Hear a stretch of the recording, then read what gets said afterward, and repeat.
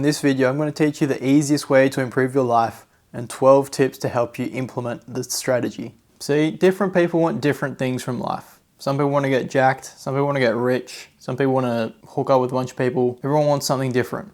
And similarly, everyone will have unique challenges. They might not have great genetics for getting jacked. They might not be the smartest people in the world. You might not have the mental capacity to focus like you need to. Maybe you want to be the best gardener in the world and you're allergic to plants. I don't know. And look, this video is not going to fix your plant allergies, but it is going to basically improve every other aspect of your life. So what actually is it? It's improving your sleep. That's what it is. I'm not sure this camera is even recording me, but while I was researching this video, I asked ChatGPT to get some of the best sleep facts to keep you engaged. Now they're on the other computer. But basically, it's going to improve your ability to focus. It's going to reduce the risk of injury. It's going to reduce chances of depression, all that jazz. And this is the bed where I sleep. There's nothing special about it. I just wanted to point it out. So what actually are the ways that you can improve your sleep? Now, this isn't like a definitive guide on how to maximize your sleep, but I have been looking at this topic for quite a while now, and this is a collation, I think the word is. Anyway, I put together all the information I know on how to improve your sleep. So I hope someone finds this useful, even though probably no one was going to watch this video. The first way you can improve your sleep is to have the same or a similar time you go to bed, so bedtime, and the time that you wake up. What this does is basically tells your body that, okay, during these hours, you're going to be asleep and you're always going to be asleep. Because if sometimes you're going to bed at 1 a.m. in the morning, sometimes you're going to bed at 7 o'clock at night, your body's going to be confused. Meanwhile, if your body knows that you have to be asleep or that you are normally asleep during these hours, it can enter a deeper sleep in a more restful and restorative state. So the second way you can improve your sleep is by viewing sunlight during the day. Now, obviously, don't look directly with your eyeballs into the ball of fire in the sky, but just having your eyes exposed to natural sunlight will produce a hormone called serotonin, and then when you go to sleep, when you're getting ready to go to sleep, I should say, that serotonin is converted into melatonin, and that melatonin is what makes you sleepy. So if you have more serotonin from the sunlight that you've been exposed to during the day, then you'll have more melatonin, so you'll be more sleepy. Importantly to note, this won't happen if it's being viewed through glass. So you do have to actually kind of be outside. Your skin doesn't matter, but your eyes do have to be exposed to the sunlight without a glass barrier. Alrighty, the third way to improve your sleep is to be active, exercise. When you're exercising, your body releases a compound called adenosine. This adenosine is basically just a byproduct of your muscles moving, your body doing its thing, right? And it builds up throughout the day in your brain and basically tells you, hey, I'm tired. It's part of the reason why you wouldn't run a marathon and then afterwards you're like, oh, gee, I'm really tired, because a lot of this adenosine has been produced. So exercise will help you feel sleepy at the end of the day. Number 4, reduce your caffeine intake. Caffeine binds to these adenosine receptors in your brain. So if you're doing all this exercise and all this adenosine is being produced, so this is the receptor in your brain, and the adenosine comes in and it binds to it, and now your brain knows, hey, it's sleepy. But caffeine comes in, it's like, nah, get the fuck out of there. So reducing your caffeine intake so that your body knows it's tired and will enter that deep state of sleep. You can use a caffeine calculator to help calculate how much caffeine you have in your blood. Try and avoid caffeine within the first 90 minutes of waking up, because this is going to impact that circadian rhythm, so how your body knows whether to be asleep or awake. If you have it around this wake up time, your body's going to get confused. It has to do with stress signaling. So number 5 is to improve your sleep hygiene. Now what the fuck is sleep hygiene? Such a weird word. Basically this means, in the simplest sense, you have your bed that you sleep in, I'm hoping. You have a mattress and sheets and pillows.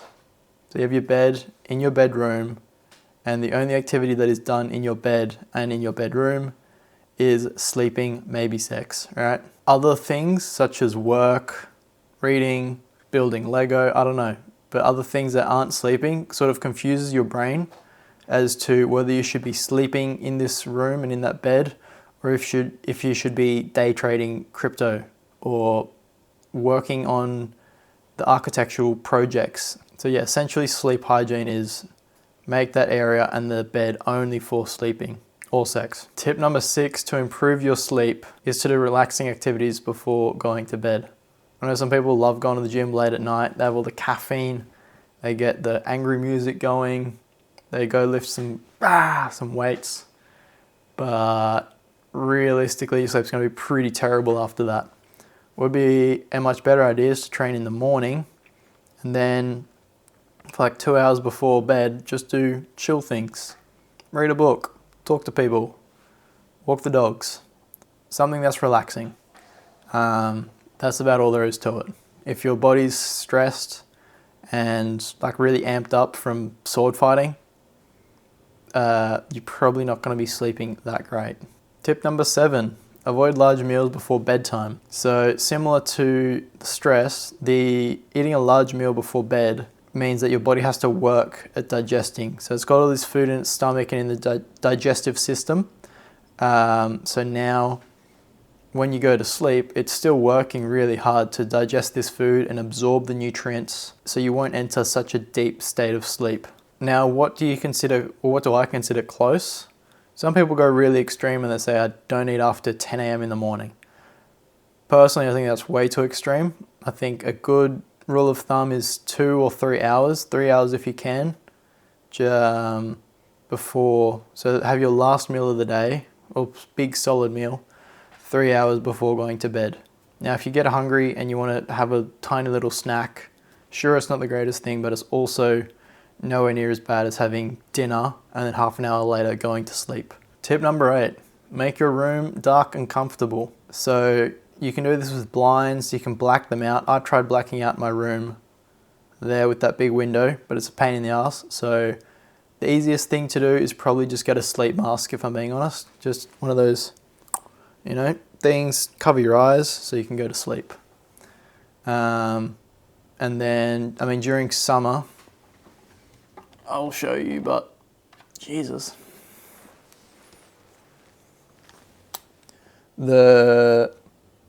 I'll sleep with that door slightly open, and during winter, I'll warm the room up with that heater there that you see. But then before I go to sleep, I'll turn it off so the room cools down a bit and it's just a nice comfortable temperature. Mwah. I don't want to be absolutely cooking. Tip number 9, consider airflow. If you've ever slept in a car, you know what I'm talking about here. You wake up in the morning and you feel horrible. Maybe it was because you were up last night partying and you're hungover or something, but I lived in my car for a month with the windows closed fully because it was really cold. And I'd wake up in the morning, I'd feel like shit. But this does apply if you sleep in a smaller room. Just check that you're getting enough oxygen during the night. You can sort of measure this with a meter to sort of see the oxygen levels, but you're not sure, maybe try sleeping with a window slightly open or a door slightly open to make sure that, and just see, do you feel better or the same or worse? Because you may be running out of oxygen during the night. Number 10, everyone's favorite, reducing the nighttime lights and blue screen exposure. So remember how I spoke about melatonin and serotonin before? So you have serotonin from the sunlight, and then that gets converted into melatonin later in the day. So the process to convert the serotonin into melatonin is basically stimulated by darkness. So if you have bright lights fucking in your face before going to sleep, you're blocking the body's ability to convert this serotonin into the melatonin. So about 90 minutes before going to sleep is what Andrew Huberman recommends. You just sort of dial back the lights. So look, no screens, TVs, that sort of thing. And the other thing that's important to note is that you want to have lights below eye level. So rather than having overhead lights like I have now, if you're reading a book, try and have the lights below the eye level. And if you can, get a red light or something that doesn't emit those blue lights, so it's just a bit softer and won't impact your body and won't impact your body's ability to turn serotonin into melatonin and therefore make you sleepy. There you go. Tip number 11 is to warm up a little before bed. So what do I mean by this? When your body is going to sleep or getting ready to sleep, your body temperature is dropping, right? So when you're sleeping, you're a couple of degrees cooler. And when you're exercising, your body temperature goes up. So exercise up, going to sleep down. If you have a hot bath, well not hot, like a warm bath, warm shower, maybe if you get a massage and you have like those hot rocks on your back, never had it, looks cool. What you can do is if you have a warm bath or a hot shower, this will obviously increase your body temperature.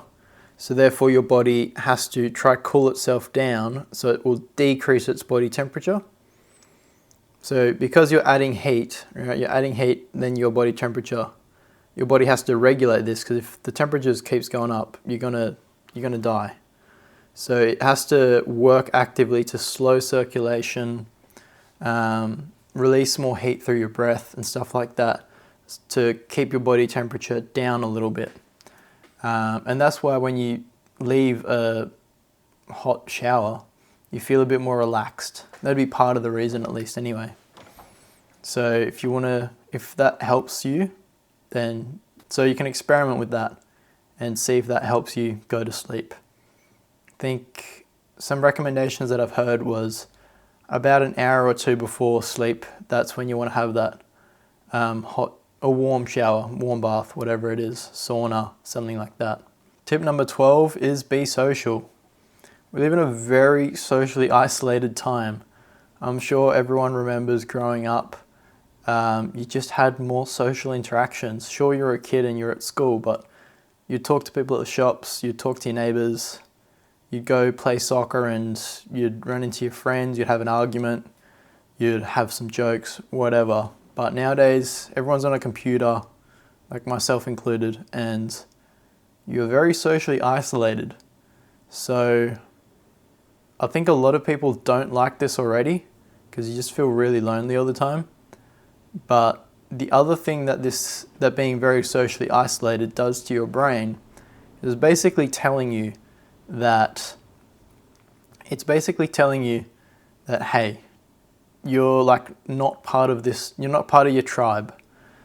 And this is really bad, because if you're not part of your tribe, like in a hunter-gatherer situation, you're probably not going to survive. So it's being socially isolated is increasing the amount of stress that your body is sending. That makes no sense. But it's a stressor on the body, right? To reduce this stress on the body, what you can do is just be more social. Smile at people, have conversations.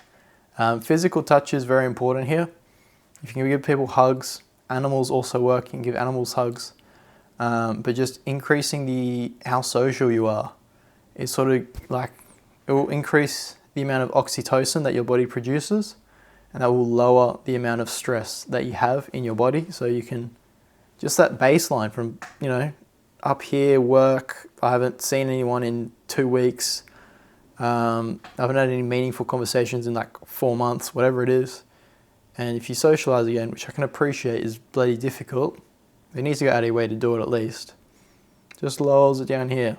You enter sleep. You start sleeping and you're just like, more relaxed. So I think that's a big one that I do not hear people talk about often enough. There's a great book on it. It's called Dose, D-O-S-E. It is by T.J. Power. Great book on other things, but he does talk about the social aspect of life sort of playing quite a big role in your hormones and recovery and just life in general. So I strongly recommend that book. One final thing, which I didn't script in, is supplements.